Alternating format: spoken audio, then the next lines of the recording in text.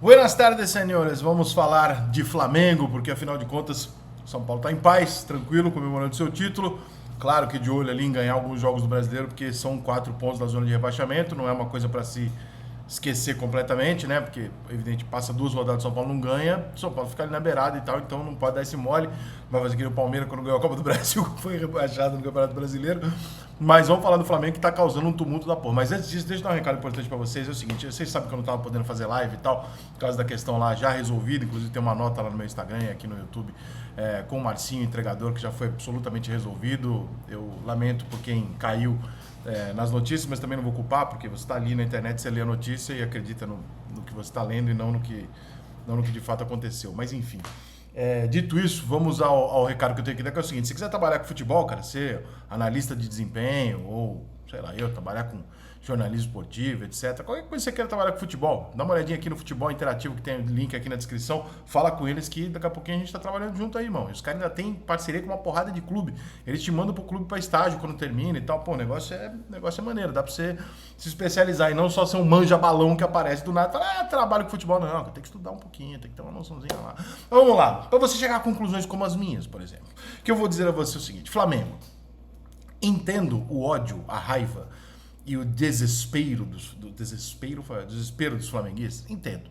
Acho que é pra tudo isso? Não, não acho. Eu vi gente falando assim, até o Pilhado falando que isso é o maior vexame, o ano mais maior vexame da história do Flamengo e tal. Cara, não concordo com meu amigo Pilha, nem com quem concorda com isso, porque assim, maior vexame, o Flamengo teve anos catastróficos, né? É o Flamengo chega na final da Copa do Brasil, é eliminado por um Olímpia na Libertadores, nada de absurdo. Chega na final do Campeonato Carioca, toma uma porrada, mas é um clássico. Como já deu porradas, tomou uma porrada. É um ano ruim? É, claro que é. Mas é a maior ano, né? Não é o maior vexame da história do Flamengo, né, gente? O Flamengo já teve momentos aí que, pelo amor de Deus, né? Pô, Rica, mas considerando o investimento e tal, cara, eu acho que sim, mas você tem que considerar uma outra coisa, que eu falo aqui já há algum tempo, que uma hora isso vai acontecer. Todo ciclo acaba. E talvez, eu não tenho 100% de certeza, mas a história me dá alguma convicção disso, de que esse ciclo esteja acabando e que é normal. Todos os ciclos, nem time de Zico, né, dura todo esse tempo. Ele tem um período de 4, 5 anos no máximo, que de repente esse time se desfaz. E aí você tem que montar outro.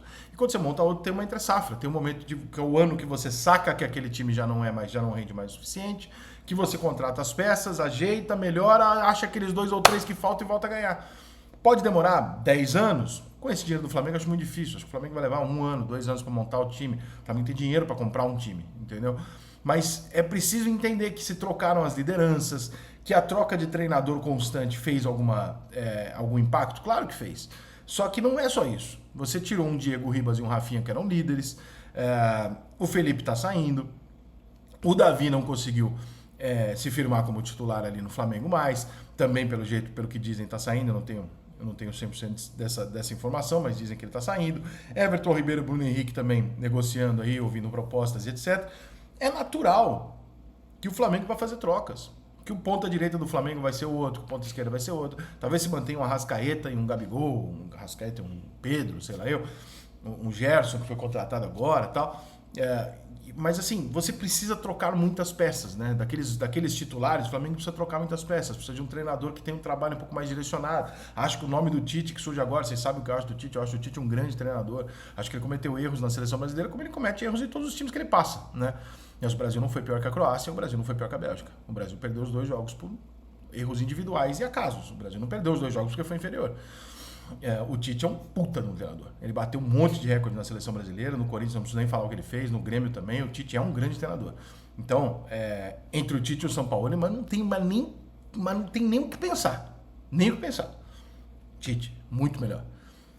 Entre Tite buscar um técnico estrangeiro sem grande renome, que talvez venha a ser um Abel ou um Jorge Jesus, ou talvez venha a ser um dos outros 40 que passaram aqui e não derem nada. Tite conhece, tá ali, já passou um aninho da Copa, já tá mais tranquilo, já deu aquela relaxada, sabe que vai entrar no estádio, não vai ficar ouvindo merda o jogo inteiro, 3 vitórias, tá tudo ótimo e tal, a gente sabe como é que é futebol. Então, assim, eu acho que o Flamengo tem que entender, e talvez o Flamengo tenha entendido já, que não é uma questão emergencial de troca o treinador e bota mais contrata mais um meio, não é isso. Talvez seja um fim de ciclo natural. E aí nós estamos dando murro em ponta de faca. Aí nós estamos procurando vilões. Quando o Gabigol fala lá o que ele falou, que algumas pessoas ficaram incomodadas, ele não tá mentindo. Se a engrenagem não funciona, a ponta da lança não vai funcionar. O Gabigol é o último cara. É o cara da última bola. Ele não vai funcionar. O jogador que menos funciona quando o time tá mal é o centroavante. Então, quando o Gabigol joga ali de 9, a bola não chega pro Gabigol fazer o gol, ele não vai fazer o gol. Quantos gols o Gabigol perdia em 2019? Uma porrada. E fazia outros tantos. Hoje o Gabigol perde pouquíssimos gols e faz pouquíssimos gols. Porque a bola não chega. Não chega nas mesmas condições. Então, e outra coisa que eu acho a pior de todos, que é o ponto principal que eu queria tocar nesse vídeo. Por mais chateado que esteja o flamenguista, por mais puto que ele esteja, dá uma viajada no tempo 10 aninhos pra frente. Imagine como você vai falar desse time daqui 10 anos. Como você vai falar desses jogadores daqui 10 anos. Queira você ou não, goste você ou não, neste momento esteja você puto ou não, daqui 10, 20, 30 anos, esses jogadores serão tratados como heróis. Eles não vão andar na rua no Rio de Janeiro, porque eles são parte do maior Flamengo da história. O Flamengo nunca viveu um momento tão grande, tão forte quanto esse. O Flamengo viveu momentos como outros clubes já viveram, assim, baseado em ter achado um time, em ter um gênio, que era o Zico, que pra mim é um Messi, um jogador nesse nível, dos maiores da história. Aí você tem um momento que você tá usando, né, do fator futebol, tô completamente amador na época, você juntou lá um monte de jogador foda e tal. Eu acho, claro, que os times das décadas anteriores são melhores, claro. Como todo time da década de 80, 70 é melhor do que os times atuais pela questão técnica, mas esses jogadores que hoje eventualmente estão sendo xingados, etc., eles vão continuar na história do Flamengo como grandes ídolos da história do clube. Então, por que eu falo isso? Porque eu já vi esse erro ser cometido quando o Rogério Ceni, por exemplo, foi vaiado e xingado no Pacaembu. Quando o Tele Santana foi jogado para fora do Morumbi com moedas sendo jogadas no Tele Santana, chamando ele de mercenário. E hoje, olha o que é o Tele, olha o que é o Rogério Ceni no São Paulo. Vocês não vão apagar o que o Gabigol fez. Só se o Gabigol jogar no Vasco e ganhar 5 títulos no Vasco em cima do Flamengo. Aí vocês vão ter que falar, realmente, filho da puta, não gostamos do cara. Mas caso contrário, irmão, é um exagero de porrada em caras que vocês parecem que são caras que chegaram agora e não te deram nada. Então, cara, eu acho que tá faltando um pouco.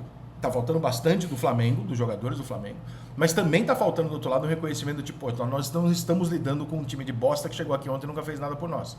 É um time que não corre, um time que não entregou. Nós não estamos lidando com essa situação. Nós estamos lidando com grandes vencedores aqui da história do Flamengo.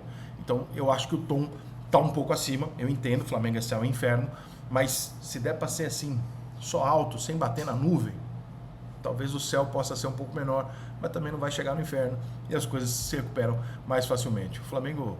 Quanto tempo o Flamengo não tinha uma crise cujo grande problema era ser vice-campeão? Pensa aí, 10 anos atrás, volta 10 anos do tempo, você vai ver o que aconteceu. Só que não dá pra viver nessa realidade eternamente, cara. O Brasil não é o futebol alemão que tem um Bayern de Munique. E se Deus quiser não vai ter, porque essa é a graça.